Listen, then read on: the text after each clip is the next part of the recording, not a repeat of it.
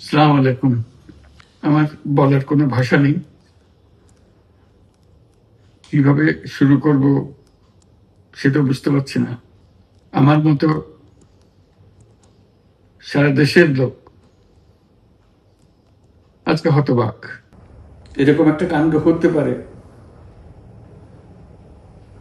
আমরা কেউ কল্পনা করিনি, কারো ধারণার মধ্যে ছিল না। কিন্তু এই অবিশ্বাস্য জিনিস আমাদেরকে হঠাৎ করে গ্রহণ করতে হয়েছে। মাইলস্টোন স্কুল অ্যান্ড কলেজের যে দুর্ঘটনা, প্রশিক্ষণ বিমান বিধ্বস্ত হয়ে এই কচি শিশুদের উপরে ঝাঁপিয়ে পড়ল,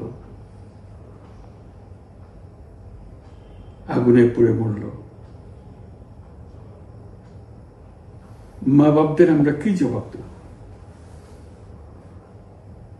কি বলবো তাদেরকে? আমরা নিজেদেরকে তো জবাব দিতে পারছি না। অজানা শিশুদের মুখ সবার চোখে ভেসে উঠছে।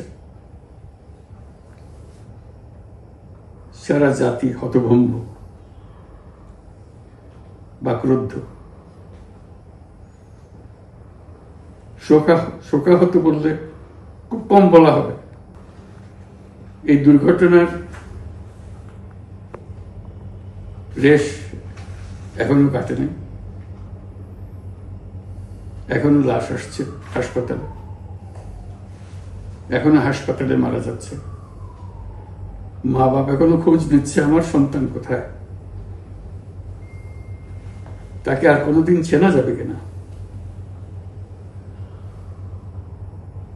যাদের লাশ দেখছি তার মধ্যে আমার সন্তান আছে কিনা পৃথক করার তো কোনো উপায় নেই। এরা আমাদের সবারই সন্তান, হঠাৎ করে চিরদিনের জন্য চলে গেল। আমরা অবশ্যই তদন্ত করব, তদন্ততে তারা ফিরে আসবে না। আমরা চিকিৎসার ব্যবস্থা করছি, সবাই ঝাঁপিয়ে পড়েছে। সকল হাসপাতাল, সকল মানুষ ছুটে আসছে। আমরা সবার কাছে অনুরোধ করছি, হাসপাতালে ভিড় করবেন না, কারণ যারা আহত তাদের জন্য এটা ভালো না। তারা তাদের শরীরে রোগ প্রতিরোধের শক্তি নেই।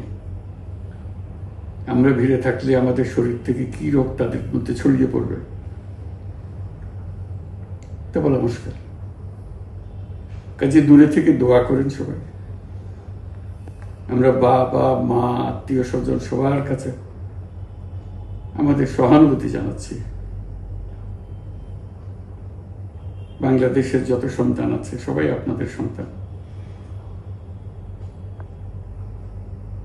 আমরা নিজেদের মনকে সান্ত্বনা দেওয়ার চেষ্টা করুন। আমরা সবাই নিজেদের মনে সান্ত্বনা দিচ্ছি, কিন্তু আপনাদের সান্ত্বনা বিরাট ব্যাপার। আমরা সবাই আপনাদের সঙ্গে আছি, জাতির সমস্ত লোক আপনাদের সঙ্গে আছে। আমরা তাদের জন্য শোক দিবস ঘোষণা করেছি। আগামীকাল শোক দিবস, আমরা সবাই মিলে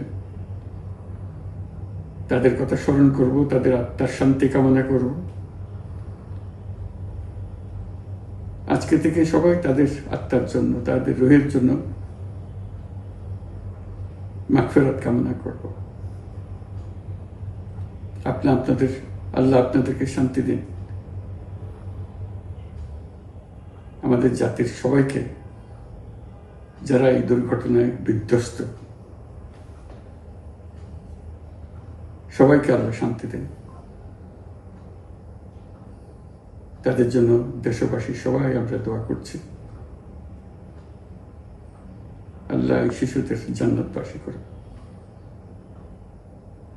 খুদা হাফেজ।